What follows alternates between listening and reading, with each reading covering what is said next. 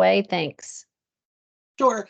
Good morning, everybody. I'm Adrienne Kupper. I am the Executive Director of Outreach and Implementation at the College Board, and I have the great pleasure of working with the state of Connecticut to support all of you to administer the new digital SAT for the Connecticut SAT School Day. I have two great colleagues with me here from College Board. I'm going to start with James Wilson. So James, can you introduce yourself?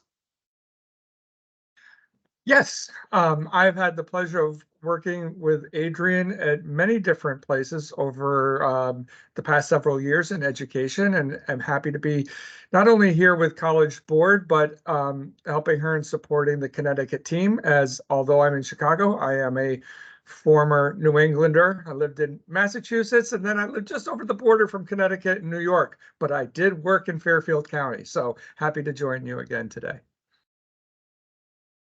Awesome, thank you. And we are also lucky to have Keisha Smith with us today. Keisha, do you want to introduce yourself? Yes, good morning, everyone. Again, my name is Keisha Smith. I am the Senior Director for SSD Customer Service. I work closely with Adrienne and James to support outreach and implementation, and I do a lot of close work directly with Deirdre Ducharme to ensure that we are providing accommodations and guidance to educators in preparation for administering digital school day administration. Thank you, Keisha. And then we do have one member of our Connecticut Field team who isn't able to be with us today. Her name is Michelle Cosner. She is our on-the-ground kind of person in Connecticut. And many of you may have connected with her for any of your fall testing needs. But Michelle will be supporting us throughout the course of this year as well. And you'll get a chance to meet her on some other webinars and in some other workshops. So I'm just going to get going here. We have some stuff to cover today. What I want to do, though, is talk through our goals for today. So our main objective for today is to present to you the current information we've got about the upcoming digital SAT school day administration in Connecticut. We want to make sure you have some information. Now, there will be more information coming over the course of the next couple of months, but this is what we've got to start with right now. And we just want to orient you to what's going to be happening this year. We want to make sure that you have a sense of the responsibilities and the tasks for the school test coordinator and the kind of stuff that's going to be on that's going to be on your plate to do this year. And then we also want to make sure that by the end of this session, you're clear on the major, the major steps, the big chunks of things that you're going to need to do to prepare for the spring 2024 SAT School Day in Connecticut. So what I want to do is I want to start out talking about our test specifications and features. Some of you know a little bit about this, but not everybody has gotten this information. So we need to all know this to make sure we're on the same page to be able to really focus on what we're going to need to do for the upcoming year. So I just want to briefly cover the changes to the test. So there are two sections in the new digital SAT. We realized that you guys did digital with us for the past 2 years, and it's a different digital SAT now. The test itself is different, as well as the platforms that you're going to be using are different. So like I said, in the new digital SAT, there are two sections. Previously, we had 4 sections. We now have 2 sections. Reading and writing is comprised of 1 section now, and the same thing is true of math. Math will be 1 section. So if we look at the former test, there were 96 questions over 2 sections, and now with the new digital SAT, there are 54 total questions over 1 section. In the old test, there were 100 minutes of total testing time. That was 1.04 minutes per question. In the new test, the testing time is greatly reduced. It's 64 minutes of total testing time, and students get 1.19 minutes per question. And then in the old version of the test, there were set-based questions. So there was a passage, and then there were several questions that accompanied that passage in reading and writing. In the new digital SAT, there are discrete questions. So there's a single passage and then a single question that goes along with that passage. And so for math, we also have a number of changes to the kind of the structure of the math section. So again, in the old test, there were 58 total questions broken across 2 sections, a calculator section and a no calculator section. In the new digital SAT that you'll be giving this year, there are 44 total questions, and those are all in 1 section. And that section, students can use calculator for the whole time. In the old test, there were 80 minutes of testing, and that was 1.38 minutes per question. And in the new test, in the new digital test, there's 70 total minutes of testing time, and that breaks down to 1.59 minutes per question. And then in the old version of the test, there were discrete and set-based questions, that there were some passages and then discrete and set-based questions go with them, as well as multiple choice and student-produced response questions. Now, in the new digital SAT, we do continue to have multiple choice and student-produced response questions, but we are, again, going to discrete questions. So there may be a single passage to read for that math question, and then a single question that goes with that. So we're able to achieve the shorter testing times by using multi-stage adaptive testing. So I'm going to talk through what multi-stage adaptive testing means here. We have a comparison on the screen. I'm not going to talk through all the details of item adaptive testing, but we just have the comparison on the screen for you to have that as reference. We know that when you think about adaptive, most people think about item adaptive, but multi-stage adaptive is a little bit different. We made these choices for a number of reasons. The first thing is that multi-stage adaptive testing means that there are sets of questions. So within each section of the test, there are actually two modules. The first module, the first set of questions, is a routing module. And then the second module is a set of questions that students get based on their performance in the first module. So the multi-stage adaptive testing is, as I mentioned, based on how the student performed in the previous module, but because it is a set of questions, students can still navigate back and forth between those questions throughout the module. We know that students are actually very used to being able to mark something for review, and go back and forth, whether it was on paper or in our old version of digital testing, to go back to questions that they may want to review or maybe have skipped, whatnot. And so with multi-stage adaptive testing, students can still do that as long as they were within the same module that they're working in. One of the big benefits of multi-stage adaptive testing is that it really does support shorter testing lengths, and you kind of saw that in what I showed before. But when we look at the overall testing time, you'll get to see kind of what that means for overall the testing time you're going to give. And then an example of multi-stage adaptive testing, aside from the digital SAT, is the GRE. So I want to delve into the concept of modules a little bit more so that everybody's clear on that. So the SAT, the digital SAT has two sections, like I said, reading and writing and math. Each of those sections has two modules within it. And so what will happen is in each of those sections, the student will start in module 1, and that's a broad mix of easy, medium, and hard questions. Then based on how the student performed in module 1, they are then routed to one of two module 2s. And that is, like I said, based on how they performed. And in that module 2, they're given a more targeted mix of questions based on their performance in module 1. The student's score for that particular section is made up of their responses from module 1 and module 2. So we've made these changes to the test, and we've also developed our own system to support the test design that we have. And so let's talk about the test system that you'll be using. There are two applications that are part of this test system. There's Bluebook, and Bluebook is the student application. That's an application that you download and put on student devices. And then there's Test Day Toolkit, and Test Day Toolkit is the administrator application, the application that test coordinators will use and proctors will use to give the test. Test Day Toolkit is a web-based application, so you don't have to download anything. You can just access that on the web from any device that an administrator is using. So the first thing we're going to talk about a little bit is Bluebook, and as I mentioned, Bluebook is the application where students will take the test. There is on our website right now, students are able to go in and see Bluebook if they have a College Board account.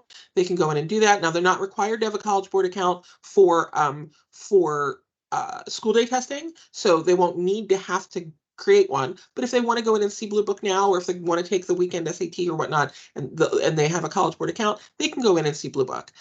You as an educator can also go in and see Bluebook right now if you'd like. You can go onto our website, you can download Bluebook, and then you can log in using your educator professional account credentials. You can go in and you can see the digital test preview of Bluebook, which is a shortened version of it, but you'll be able to kind of navigate through it and get a sense of what it feels like and what it looks like. So I want to cover a number of the tools that are available in Bluebook right now. So we have a graphing calculator. I did mention that the calculator is available through the entire math test. And so we have built in a Desmos graphing calculator into Bluebook for students to be able to use. There's also a math reference sheet within Blue Book for students to be able to have access to. Now, we do know that sometimes students want to use their own calculator. They're used to using it in school or whatever they may do, and that's totally fine. As long as the calculator is on our approved calculator list, a student is welcome to bring their own calculator into testing. We also have a flag and review tool, and that flag and review tool is designed to support students who are going through and perhaps they want to skip something, they're not real sure, but they don't want to spend too much time on it. They want to get to the next question. So the flag and review tool can help them there, or if they've answered the question, but just want to make sure to come back and check it if they have time.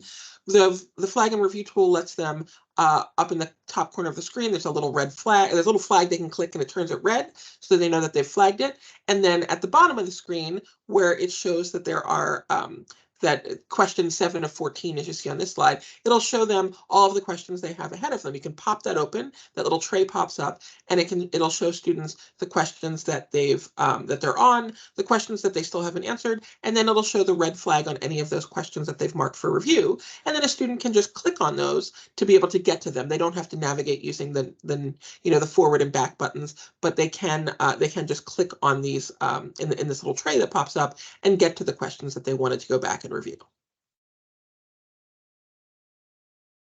There's also, each student will have access to their own timer in the Blue Book application. So they'll be able to see the timing of the test on their screen. We know that for a lot of students, that'll be very helpful for them. They want to be able to know exactly how much time they have left at any given moment in the testing situation. That said, we also know that for some students, it could be anxiety producing to have that timer kind of right there for them. And so if a student doesn't want to see the timer the whole time, they can click the hide button right underneath the timer and they can hide that. And then they don't have to see the timer throughout their testing time. The timer will automatically pop up when there are 5 minutes left in testing, though, to make sure that students are aware the time that is left for them and that particular module is almost complete. There's also a set of annotation tools available to students to be able to use in Blue Book. And so if a student's doing any of kind of the reading and writing sections, or even in math, they can go in, and if there's information that will help them to be able to kind of highlight and notate to be able to make sure that they are working through the answer, working through to the answer in a way that's best for them, they do have tools to support them. So there's a highlighting tool, and they can also make notes. So you see in this case, something's been highlighted. If a student wanted to make a note, maybe say, oh, that's an important phrase, or what does that mean to them? They can make that note and it'll be saved for the time that they are in and doing the test. And so if they make a notation, they answer the question, they move on, but they come back to it later, their annotations for that question will remain. So we're also going to talk a little bit about Test Day Toolkit. Like I said, that's the Test Administrator app. There is a view and kind of a way that test coordinators will use it. And then there's a proctor view, and proctors will use that a little bit differently. So for test coordinators will be able to use Test Day Toolkit to organize their staff and their rooms and their rosters for testing. They'll print student sign-in tickets from there. They'll monitor testing. So they'll be able to get a global picture of all of the testing that's happening in your testing location. And they'll be able to submit irregularity reports. I know we had digital testing with you guys for the past 2 years, but you still had to submit paper irregularity reports. Those days are behind you, and now you'll be able to submit the irregularity reports directly through Test Day Toolkit. So like I said, this is all for test coordinators, and we're gonna provide you a lot more in-depth training about Test Day Toolkit as we go on throughout the administration year. But we just wanted you to have a sense of the tool that you're going to be using as we move into the spring for your testing. And there is also a proctor view for Test Day Toolkit, and the proctors will use that on test day to administer the test to your students. And so proctors will be able to do kind of 3 buckets of things in Test Day Toolkit. They'll be able to kind of prepare for testing. They'll be able to check for room readiness. They'll be able to admit and prepare students for testing that morning. And all of the scripting that a proctor needs to read now is all within the Test Day Toolkit application. There is no longer a need for them to have a separate document that they will read from. The scripting for test day is also significantly shorter than it has ever been in the past. Your proctors are not going to have to spend tons of time reading stuff. It should be easier for them. It should be faster for them. And it should be clearer and easier for your students to understand the directions that are being read to them as well. And then the second chunk of activities is monitoring testing. Your proctor is going to use the Test Day Toolkit app to be able to monitor what's going on in the room. Now, they'll obviously need to look and watch and actively monitor what's happening in the room by looking at students and walking around. But in the Test Day Toolkit app, they'll be able to see which student sections are in. They'll be able to see if students are having challenges. So they'll be able to have that level of view as to what kind of is actually happening on a student's computer, as well as being able to walk around and do the kind of active proctoring they've always needed to do. And then the third bucket of activity kind of happens after testing is complete, and that is when proctors are able to submit irregularity reports. So if there's a challenge or a problem that has occurred during testing for them, an irregularity, what they can do is they can submit that information through Test Day Toolkit to the test coordinator. And then the test coordinator will then review that and approve it and submit it to College Board if it's something that does need to come our way. So let's talk a little bit about the shape of the year. You're going to be getting a lot more specific dates as we kind of continue to move through, but we wanted to give you a sense of what is this year going to look like for you. So as you know, the school onboarding survey is open and out for people to be able to complete. That closes on October 6th. After the onboarding survey has wrapped up, we will be working with Michelle and folks at CSDE to be able to reach out to schools if any school, if we need any more kind of accurate or complete information from a school. So that will continue throughout the balance of October. Then November through January, we're gonna be working with you on kind of all the onboarding activities you need to do to get ready to give testing, and we'll support you in that process. We want to make sure that you are ready for testing, that you're able to do all the things you need to do, but that'll happen from November to about January.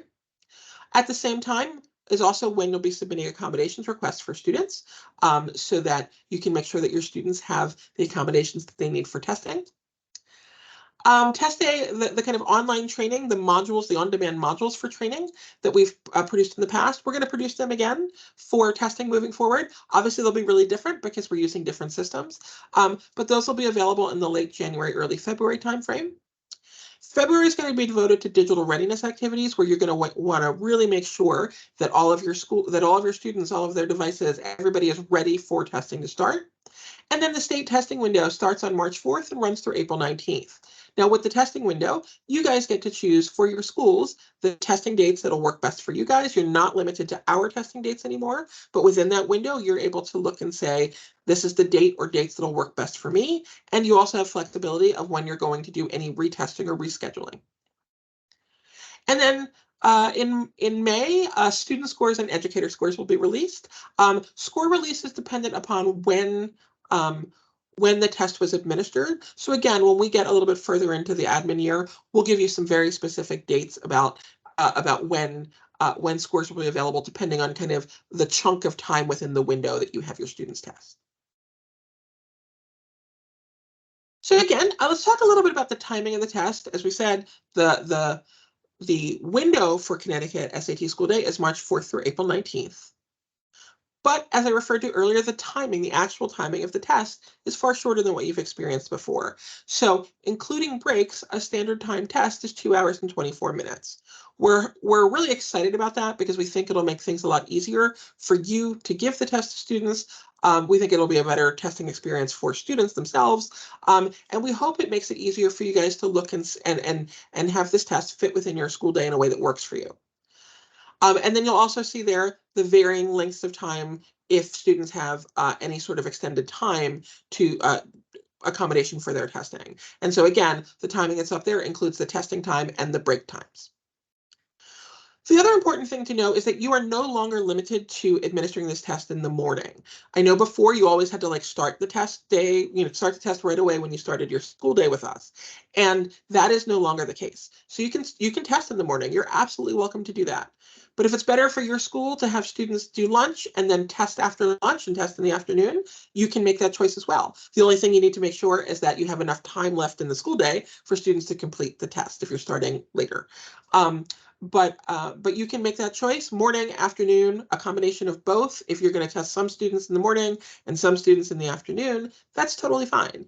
And you can also have multiple sessions in one test day. So if you want to say, I want to test all my juniors on, March 4th, but I want to test half of them in the morning and half of them in the afternoon, you have the flexibility to do that. So so you do have a lot of opportunity to make choices and do things that and make decisions that'll work best for your school.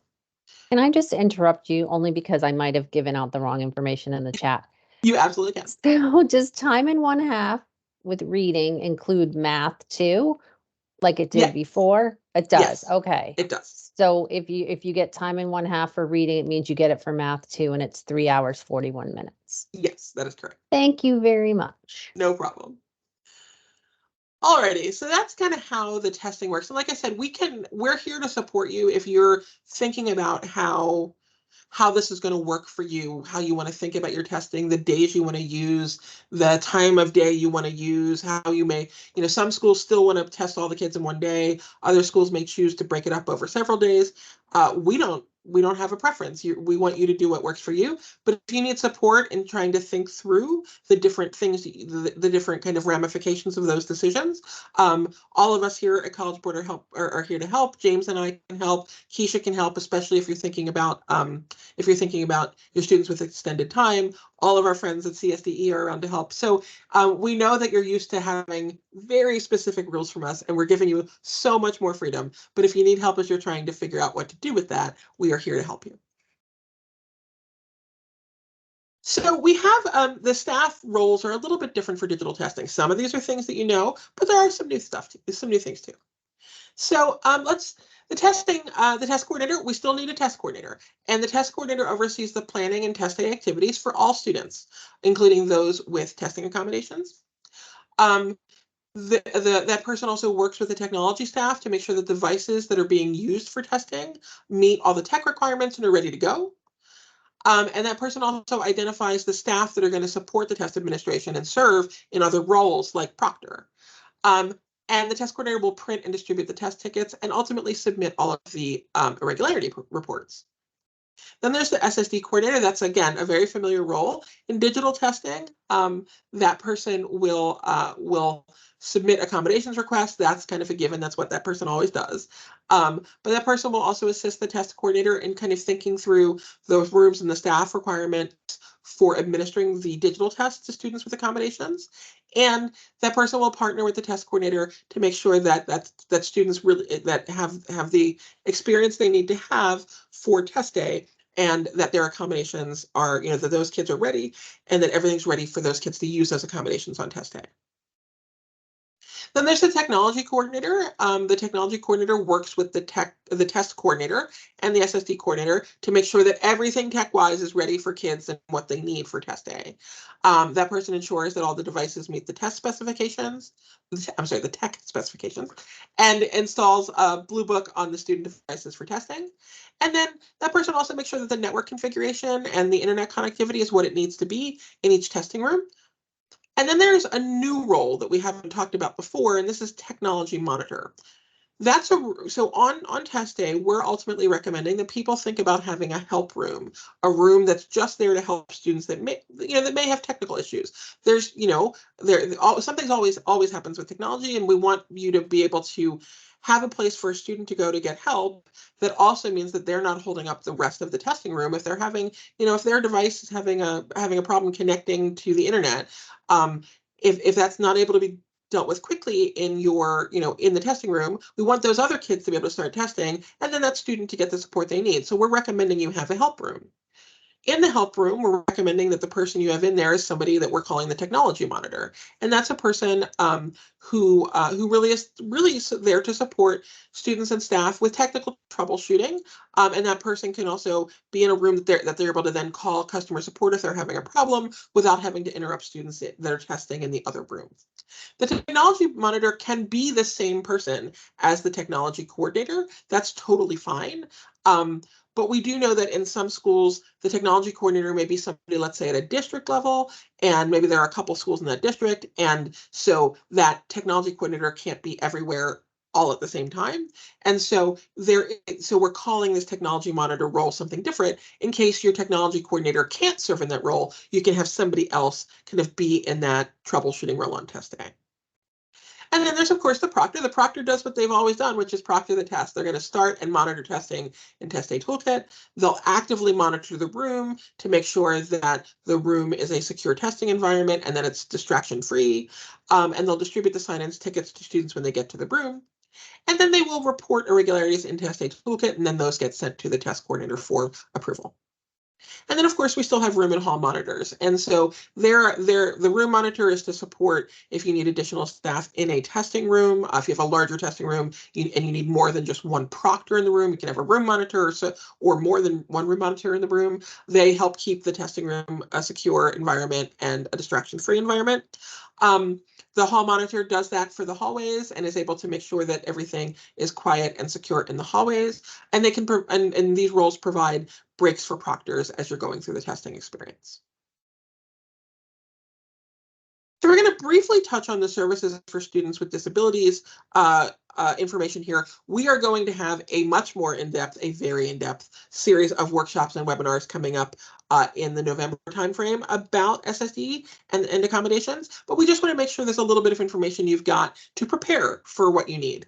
And so the first thing is SSD coordinators. So SSD coordinators need to have an SSD Online account to be able to do all the things they need to do to request accommodations for students. And so if you're a returning SSD coordinator, we want you to make sure, we want you to ask, the SSD coordinators at your school, if you're a test coordinator, we want you to make sure that SSD coordinators have confirmed if they're returning that they have, that their user access and password is still active in SSD Online. If they're a new SSD coordinator, you want to make sure they have a College Board professional account and that they complete the SSD coordinator form so that they can get access to SSD Online. And as we mentioned, so SSD coordinators do need to fill out the form, new ones, to get the access to SSD Online. That form is kind of up on the screen there. There's links in the deck, so if you access the deck that's posted online, you'll be able to access that form and complete that form and get access for any new test coordinators to SSD Online. Now, we talked a little bit about some of the tools and features available a little bit earlier in Bluebook. There are a whole host of things that are available to universal tools that are available to kids in Bluebook. And so we have them up here on the screen. There is a zoom functionality built into Bluebook. There's color contrast. As I mentioned before, there's the calculator, the Desmos calculator and the math reference sheet, the annotator, and the mark for review option. There's an answer eliminator and kind of a strike through option. There's the question navigator. A student also has the ability to expand the passage that they're reading or to expand the item that they're reading. And then there's the student clock. So there's a number of things that can support students and to make sure that they are able to experience the test in the best way that they need to. Now, one thing we're just mentioning here, and we will go into much more detail on this in November, but just a heads up, because we've gotten this question a lot, which is, I have kids approved for accommodations for paper testing or for the previous Cambium digital testing.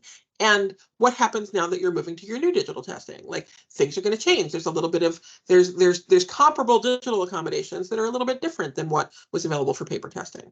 So if you have students approved for certain accommodations that are really kind of paper-based accommodations, you're not going to have to make changes in SSD Online for those students because we will provide the comparable digital accommodation to those students. So you'll see a bunch of them on the screen. But for example, Human Reader. If your student is approved for Human Reader in our digital testing, our new digital testing, that student will receive Screen Reader text-to-speech. Now, if what we consider to be the comparable digital accommodation is not exactly what your student needs, then you can go in and request a change in SSD Online to that student's accommodations, and we'll go into that process when we talk in November. But we did want you to know that for students, and we know that we have a lot of students already in Connecticut that are, that have just started this year as juniors, but you've been giving other assessments, and they have a lot of accommodations already approved. And so we wanted you to know that for these things, they will automatically be given the comparable digital accommodation, and you won't have to do anything unless the student needs something that is different. So we're going to talk a little bit about technology requirements here, but please know we are going to have a webinar specifically about the technology requirements for technology coordinators as well coming up in the next couple weeks. So, but let's first start off talking about testing staff roles and responsibilities again. So the people that are most important in this part of the conversation are our technology coordinators and our technology monitors. And let's talk about what needs to be in place. And so there are obviously network requirements for bandwidth for the SAT School Day, the Connecticut SAT School Day new digital assessment. As I mentioned, we will have the technology coordinator webinar that will support in understanding the ins and outs of all of the network requirements. But these are the basic bandwidth requirements. And then in terms of devices, there are 3 important things to think about with devices. And this is true of student devices to support Blue Book, as well as staff devices to support Test A Toolkit. So the types of devices, laptops, tablets, laptops and tablets are supported, and those can be either school-owned and managed or student-owned if your school allows that to happen. And then school-managed Chromebooks or school-managed desktops, obviously if the desktop is in the school, but school-managed Chromebooks are also supported. It's the Blue Book is a kiosk app, and so for Chromebooks, Google requires that the Google console is used to support that kiosk app. So for Chromebooks, only school-managed Chromebooks can be supported. You'll also need to make sure that device should be able to hold a charge for 3 hours to support the length of the student testing. That obviously is related to standard testing. If a student has extended time, their device will be able to need to hold a charge for a longer period of time. But for standard testing, the device should be able to hold a charge for 3 hours or be plugged in to be able to be powered throughout the entire test. And then the device must be able to connect to Wi-Fi. Now, we know that one of the pain points when you were doing digital testing with us previously was that you needed sustained internet access to continue to move throughout the Cambium digital assessments that we had with you when we use the Cambium platform. That is not necessary when you are using Blue Book for students. A student can experience dips in internet and it won't disrupt their testing experience. They just need to have internet access at the beginning of the test, and they need to have internet access at the end of the test to submit their responses. But if you experience dips in internet throughout, or an internet, the internet goes out while kids are testing, that is okay. The kids will still be able to test, and then you just need to make sure they have internet back to be able to submit their responses at the end. Some other device specifications. So Windows laptops and tablets must be running Windows 10 or later and have at least 250 megabytes of free space available. Mac laptops must be running Mac OS 11.4 or later and have at least 150 megabytes of free space available. iPads must be running iPad OS 14 or later and have at least 150 megabytes of free space available. School-managed Chromebooks must be running Chrome OS 102 or later. 114 is recommended, and have at least 150 megabytes of free space. And just a reminder, you have to, if you're going to use Chromebooks, they have to be school-managed. There's more information about approved devices and supporting different devices on our website. There's a link there if you want to access it through the deck that is posted. And we will have the technology coordinator webinar to go through any questions you may have on the tech side. Another thing I want to talk about is just a tool that we are launching this year to help support test coordinators and the staff at your school to make sure you are ready to do and able to do all the things you need to do to prepare for testing in the spring. We've heard over the years from folks that they just want a really clear sense of what they need to do and when it needs to get done. And so we are providing an interactive checklist tool to you guys this year. It's going to be individualized for each school. And so you'll get a link where you'll be able to access your checklist if you want to go in and see all the stuff that's coming at you in the course of the year. But if you never ever want to click on that link and you never want to go look at the checklist, you're going to get email reminders about what you need to do before you need to have it done. And if you never want to go into the checklist and you just want to rely on the email reminders, that's totally fine. You'll be able to do that. And what's going to happen and what we want you to do is when you get that email reminder, we want you to be able to say to us, I did that thing, I'm all set, or I'm working on it, or the most important thing, I'm stuck and I need your help. And so in that email, you can click the right button. You can let us know what's happening. And then if you're done, that's great. And we'll make sure that, you know, that we've got it noted that you've done that activity and you don't need to hear from us anymore about that. If you're stuck though, we want to know that too, because we will reach out and support you. We're excited about this tool. We're hoping it'll be a really good addition for you guys to your test experience, and to just make it a lot easier for you to do all the stuff that you need to do to make sure testing is successful at your school. One other thing, and I'm sorry, that's the slide is not showing up right now. I'm not sure why. We do have a number of practice opportunities and new things that are available for schools when we with the new digital SAT. There is practice for students, full-length practice available in the Blue Book application. If a student has a College Board account, they can go in right now and do the full-length practice tests that are available in Blue Book. If a student doesn't have a College Board account, and that's fine, they don't need one for school day testing. When we get into January and when we start to have kind of registration data for students, we'll be able to provide you with access for students to practice in Blue Book when we get into the further into the winter. There's also we also still have Khan Academy practice, and so if a student wants to practice and work on skills, they still have free Khan Academy practice available to them. For educators, we have an educator question bank, so you can pull out questions you may want to do with your kids and begin and work with them in a classroom setting. We also have a teacher implementation guide that can help support you on how to implement a lot of what we have to support schools and preparing students. And we have a practice guide to support educators as well. So we are going to do a recorded webinar on all of those resources, and we will share that in the next couple weeks so that you can access it, but also so that you can share that recorded webinar with anybody else in your school that needs to support students in their preparation for testing. And with that, we are at the end of the prepared content. I know we have a lot of questions that have popped up in the chat. Yeah, most of them were answered, but now we've gotten to some that haven't. So, okay. Does the room monitor role have access to the script in TDTK to begin the test? No, so the room monitor is not going to be somebody that is in charge of like testing students or starting students in testing. That is a proctor role. The room monitor is somebody kind of separate. You need to be a proctor if you're going to start kids in testing.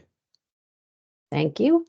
Now, this one, I'm sure we kind of talked about this at our user group, but how is this test standardized if it is adaptive? This is a big question we're getting from parents and students.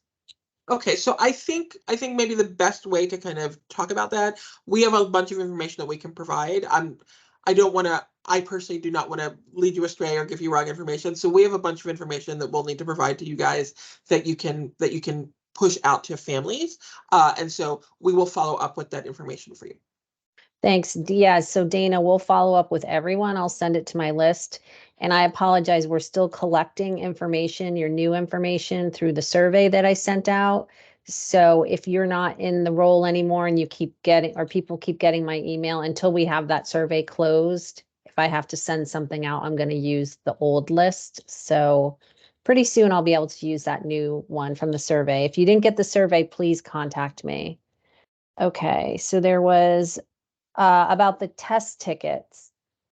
I think there is a way to do this, but the question is that their PDF form, is there a way to sort them by room and then print them? There is a way to sort them by room. So the way that you sort them by room is what you'll want to do is you'll want to assign your students to rooms in Test A Toolkit. And then if you have a students assigned to rooms, when you print those test tickets, they'll be sorted by rooms, and there'll be a cover sheet that'll have whatever you called that room. And then the test tickets for those rooms will follow that cover sheet. So that is the way you can sort them and print them by room.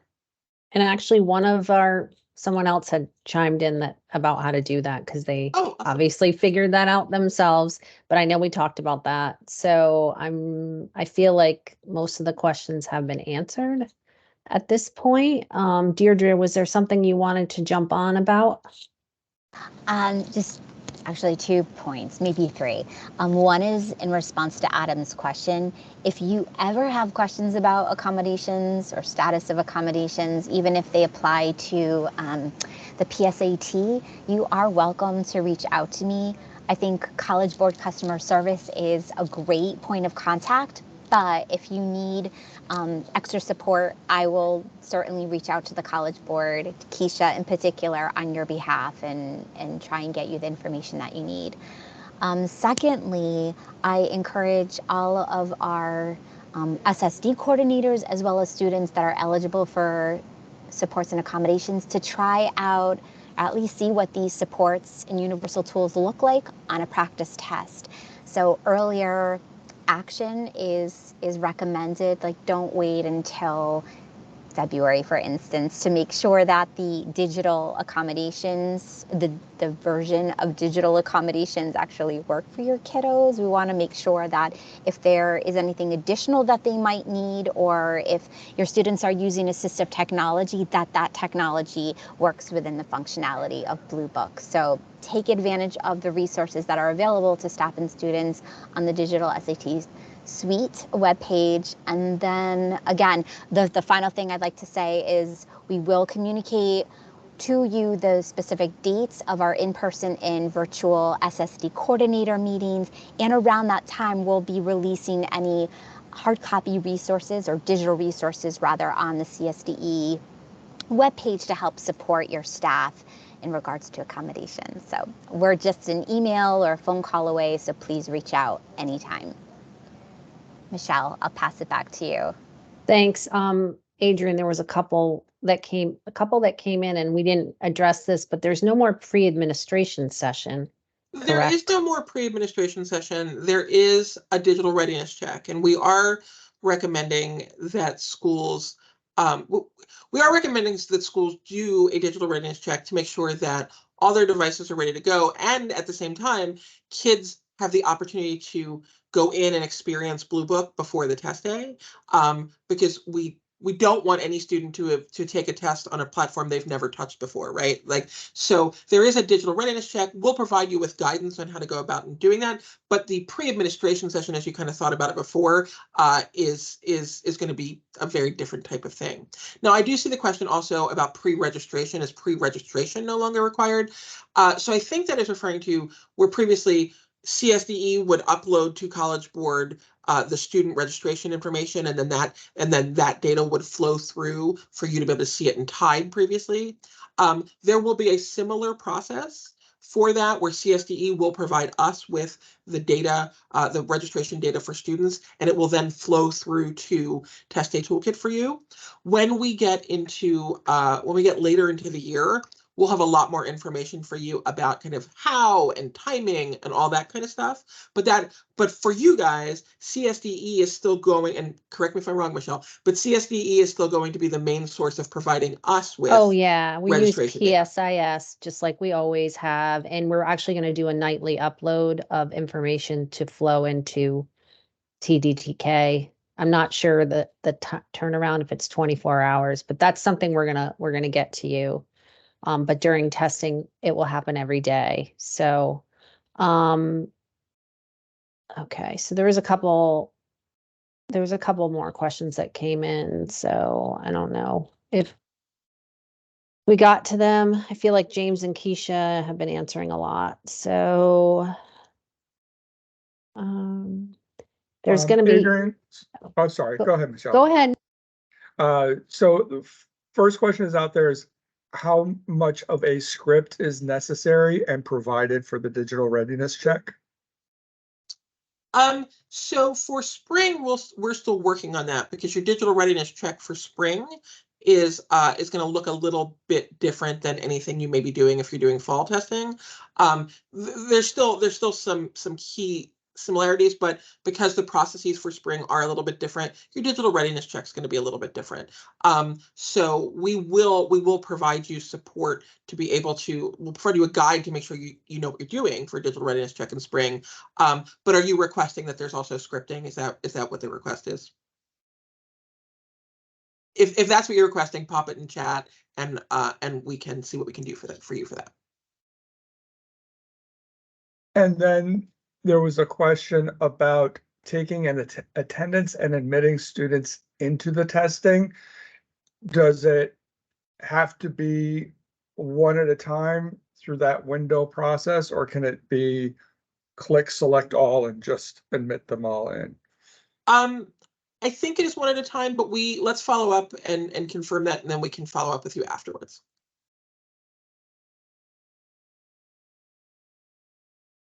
I do see a question, but the digital readiness check is not required. That is true. It is not required that you do a digital readiness check. We recommend it. We think it's important for you to make sure that kids have accessed Blue Book and know the platform that they're going to be testing on. But if it isn't something that your school is able to do for whatever reason, you don't have to do it. The exam setup flow is one of the things that happens in a digital readiness check, which is basically where your student goes in and kind of confirms that their name is correct. If they have accommodations, that the accommodations they're going to be testing with are correct. And then there's for fall, there are and I realize some of these questions are for fall, so I'm going to specify for fall, there's 5 or 6 test taker information questions that are optional that they can answer. That, if you don't do a digital readiness check, that just gets added onto your test day. It takes about 10 to 15 minutes to complete that portion of it. So if you don't want to do a digital readiness check, you can do that portion on test day. It just extends your test day by a little bit. Yeah, we don't have that portion for Connecticut SAT school day because we're Right. not, because of student privacy, we're not allowed to do that. So there wouldn't, I don't know, someone did ask like how much extra time should they allow onto those testing times to get students started? Because it sounds like the script is pretty short in terms of getting them going. Yeah, the script is quite short in terms of getting people going. And I think so in terms of timing, I think it's worth considering kind of like a 15 or 20-minute chunk of time at the beginning of your testing, right? To get everybody seated in the room and going and all that kind of stuff. That would be slightly extended if you have to also do the exam setup portion of it if you didn't do a digital readiness check. But what's going to happen is, I mean, really kind of the flow of that portion is kids come into the room and they get their test tickets. They sit down, they open up their devices, they log into Blue Book. They get you check them in as attending. They see all the things that they can't have on their table, on their desk. You read information to them, the scripting on to them of like what needs to be done and what doesn't need, what needs to be away and what can be on their desk and what has to be put in a book bag, the whole thing. And then from there, then there's the process of entering your room code where students are then kind of put in your room and they're ready to start testing. And then you go through and put the room code in. There's a little bit more scripting, and then there's a start code, and they go forward. So I would say you're wise to plan kind of 15 or 20 minutes to do that. It may take you a little bit longer if your kids get settled quickly and everybody's moving along quickly. It may not take you that long, but you know your kids, I think, best. So. Yeah. Okay, I know that there's still, I know people have a lot of questions, especially about PSAT and things like that. Even though that's not part of our state testing, as Deirdre said, we're here. Please send us your questions if you're not able to get answers quickly by calling customer service. You can reach out to us, and then we have the ability to connect you with someone from College Board that we work with, like James or Adrian. So please, feel free to do that because I know everything's new. Let's see, there's a couple more questions there. Yeah, I was going to say, I see a question there. When students log into Blue Book, do they use their College Board username and password for testing? So on test day or when you're doing your digital readiness check and your exam setup with students, the students don't use their College Board username and password. They use the credentials on their test tickets for in-school testing. Okay, so that's why kids don't have to have a college username and password anymore to get into the test. They don't have to have a college username and password to get the scores. They can if they want, but it's not required. You're gonna get PDFs of their scores, so you can give them to them. We don't want a student to have a College Board account for in-school testing. So that's why we have the test tickets, and the test tickets have a username and credentials password for each student on there. They use those credentials, which are going to be different than their College Board username and password if they have an account, right? But they will use those credentials on their test ticket to get in to both do practice for in-school assessments as well as to be able to take the test. But they can also use their College Board username and password to do in advance to do the full-length practice test. They absolutely can. If a student chooses to create a College Board username and password, if they want to go in early and access the full-length practice test, they can create an account and they can use that for that purpose. All right. Yes. So I see, I read for the full-length practice test on Blue Book, they need their test ticket. A student does need, again, if they don't have a College Board account, and if you're doing things kind of together as a group, or you're making sure that all your kids who are taking in-school testing can access practice, they do need their test ticket to access practice for the in-school assessment in Blue Book. Again, though, if a kid on their own has a College Board account, they can also go into Blue Book and access the full-length practice test.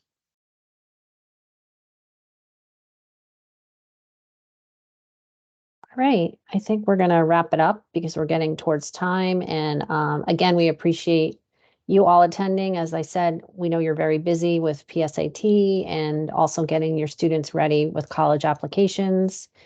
So we appreciate your time. Again, follow up with any one of us if you have some questions that weren't answered, and we're going to work through everything together. Our next sessions won't be until November, but I'm going to get that information out to you for all the rest of the trainings. We have a combination of in-person sessions and also ones on Teams to hopefully meet your needs. So thanks, Adrian and James and Keisha and Deirdre and Abe. And I hope you all have a great day. Thank you. Thanks, everybody. Thank Thank you, you. everyone.